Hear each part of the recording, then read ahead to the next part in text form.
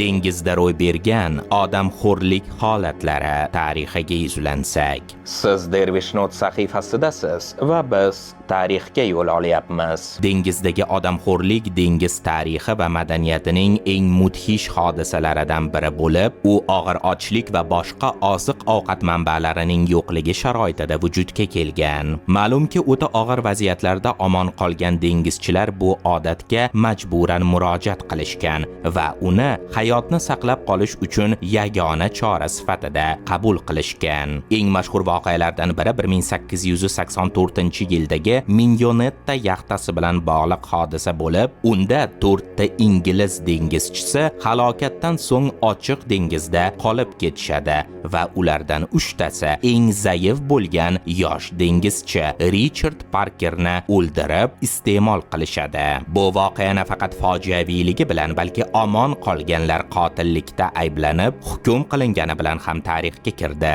Bundan ham oldinroq va ko'proq odamlar ishtirok etgan misol 1816-yildagi Meduza soli voqeasi bo'lib, unda fransuz fregati halokatga uchraganidan keyin 150 ga yaqin odam solda qolgan. Ularning ko'pchiligi halok bo'lgan va tirik qolganlar odamxo'rlikka majbur bo'lishgan. Bu voqea Teodor Jerikoning dengizdagi umidsizlik va azob-uqubatlar ramziga aylangan mashhur san'at asari tufayli keng tarqalgan. Adabiyotda ham shunga o'xshash holatlar tez-tez yoritiladi. Herman Melvillening Moby Dick romanida va 19-asr dengiz solnomalarida qur'a tashlash orqali boshqalarni qutqarish uchun kim qurbon bo'lishini aniqlash an'analari tasvirlangan. Shuni alohida ta'kidlash joizki, bunday holatlar hech qachon dengiz odatlari me'yori bo'lmagan. Aksincha, insoniy va diniy qonunlarning fojiaviy buzilishi sifatida